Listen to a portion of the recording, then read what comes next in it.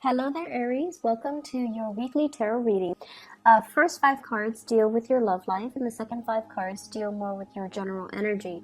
And based on the way this spread is laid out, it seems like it should be the other way around. But I'll go into the explanation in just a little bit regarding the energy that I'm feeling here. First of all, let's talk about your love life here. We have the Seven of Cups, and the Seven of Cups is usually internet-based types of dating, the fantasy, wondering what could be, and kind of imagining and fantasizing about what it would feel like to date a specific person, okay? And so the Seven of Cups energy, it's very romantic, it's very ethereal, it's very like contemplative, and it's very speculative. So I feel like many of you are at a point where you're either on social media, on dating websites, on Instagram, looking at pictures, looking at people that you find to be very attractive and wondering about, connections and trying to make connections and trying to reach out to them. We have as well the Death card, and the Death card is a card about growing up. It's about kind of like a maturation or a change in your energetic vibration. So you're no longer at a point where you're fantasizing. I feel like you're reaching out, you're trying to make things a reality, and there is heavy communication between you and another person. Based on this spread, I feel like very strong Scorpio energy, and for some reason, Scorpio and Aries people are really magnetically drawn to each other. And I feel a lot of it has to do with your no BS approach to life, and the both of you are generally very, very truthful and honest about, your intentions and about what you want. And so if you're dealing with a Scorpio, the energy is no longer like, it's not just about texting or fantasizing about the other person. It's about making things a reality and moving forward and meeting up and, overcoming this, either the geographical distance between you and them in order to make the relationship come together. For others of you, there might be communication as well from a Libra. So I have here the Justice card, which is indicative of the Libra energy. Libra is your polar opposite, okay? Libras, a lot of the times, opposites attract because we recognize in the other person some things that we are lacking in ourselves. Libras are known to be very diplomatic. They weigh out the pros and cons of a situation. They take their sweet time, they drag their feet, and they're not as impulsive as you guys are. But at the same time, they lack the conviction to really stand up and go for what they really want. So there is an issue when it comes to timing here with the Libra. When you're feeling amorous, they might feel busy. They're like, no, I don't really have time to go on dates, or I don't really have time. I can't see you tonight. Basically, okay, if you want me to spell that out for you. And then with the Scorpio energy, it's more like they're a lot more accommodating, and it seems as if the energy is very strong. The chemistry, the attraction is really strong here with the Scorpio, where even despite their busy schedule, they will still make the time to come see you. So I feel like the level of devotion, you have a lot more coming from the Scorpio rather than the Libra person. The Libra person might also have other options that they're looking at. So this is a card here about,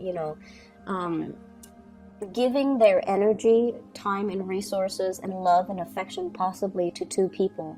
You could be the one doing this, choosing between the Scorpio and the Libra, or the Libran person can be the one doing this, where they are devoting their time between you and another person. This is a card about child support and alimony as well. So I feel as if some of you might be in a situation where you're dealing with somebody who has another family. They still have responsibilities as a parent, and they might not have the time for you. So like on the weekend, they might be with their kids, and you're calling them to go out, and they're telling you, I have the kids. That might put a little bit of a damper on your relationship. But I feel like, they're truthful about that.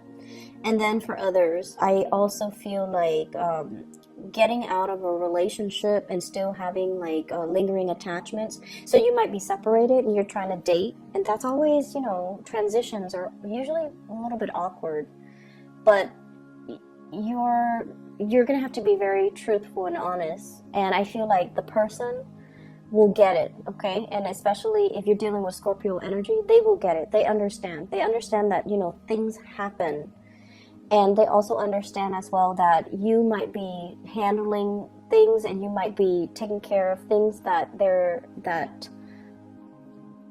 and you might not be ready just yet for that commitment, or you are ready for the commitment, but they feel like you need to take care of these things first because these things are important. So they're looking at you as if, let's just, you know, date each other lightly and go from there. So I feel like many of you, lots of options, lots of dating, lots of communication, as well as multiple options that you're kind of choosing between. You have some really good options. The Six of Pentacles is usually a very good card. It means doing things the right way so that good karma comes back to you. So I feel like many of you are on the up and up. Many of you are open and honest with your relationship partners. So I don't see issues coming in here, okay? The second portion of your reading here, this deals heavily with other areas of your life, whatever is coming out, okay? So once again, the Lover's card and the Magician.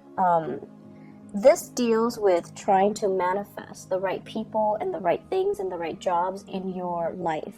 However, the energy is heavily laced with relationships as well. So I feel almost like the cards should have been switched, but what I do feel overall, and let me talk about your energy first, because then, you know, it'll be easier to explain. This is your energy here, Queen of Wands. You can be male watching this. It doesn't really matter because the cards in a general reading, they're not gender specific, okay? So this is you having worked your way up, okay? So I feel like many of you have worked really hard. You're seen as somebody that is able to get things done.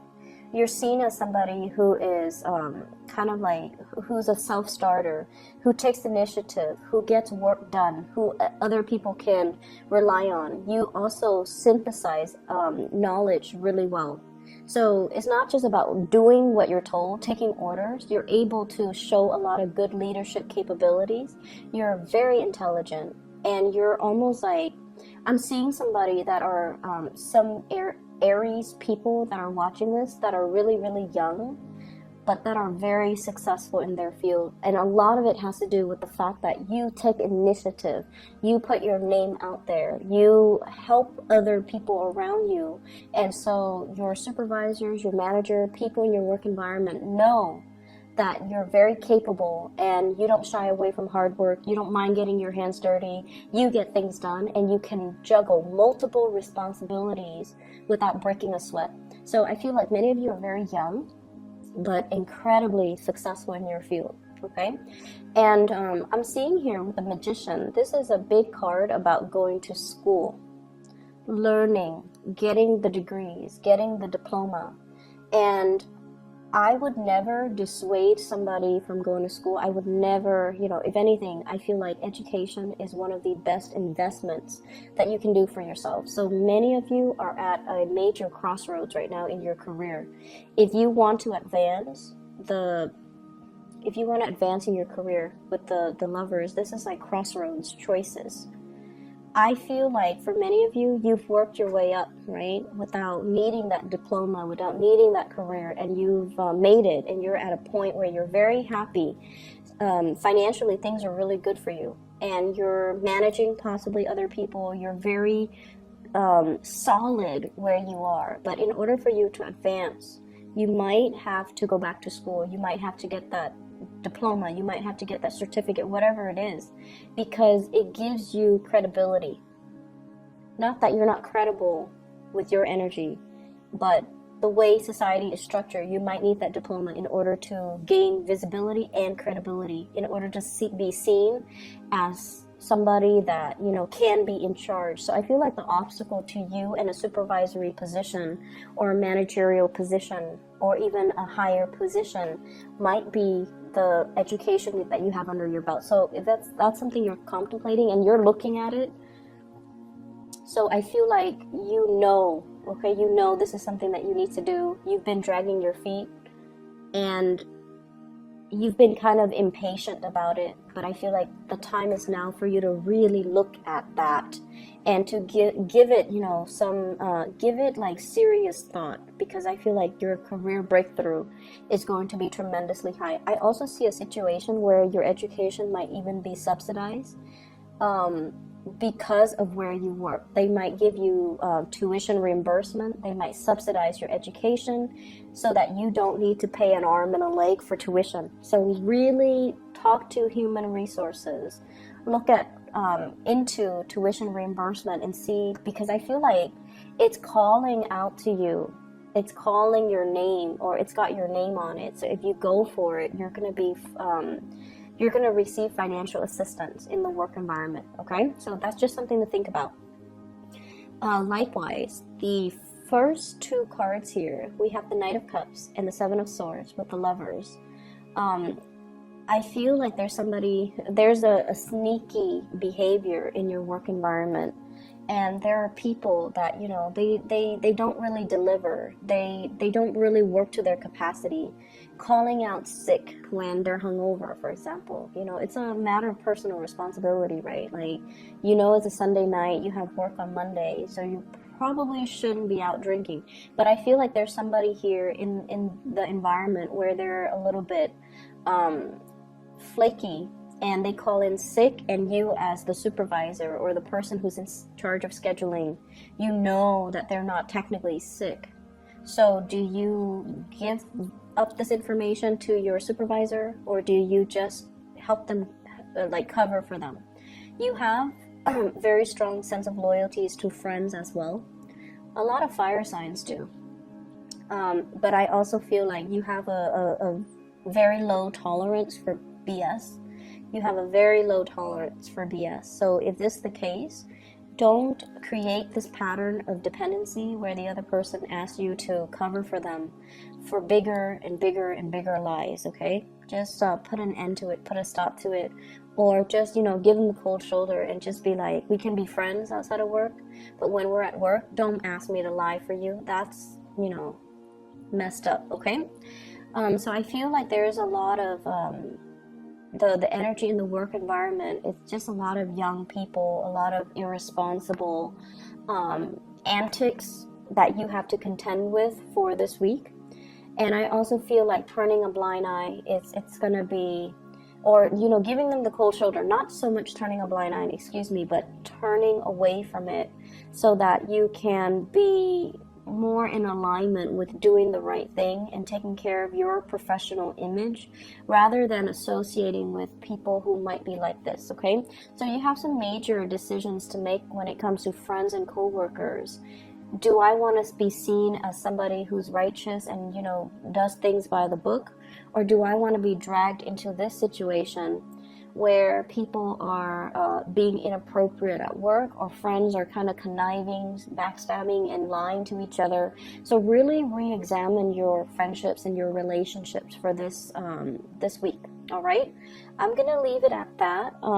I just feel like there's a lot of communication between you and another person long distance, and I feel like there's a big sense of reciprocity, big sense of friendship, big sense of potential. So aim for people that are more in alignment with your own truth and your own values, all right? I hope the reading is helpful, Aries, and I'll talk to you guys soon. Take care. Bye-bye.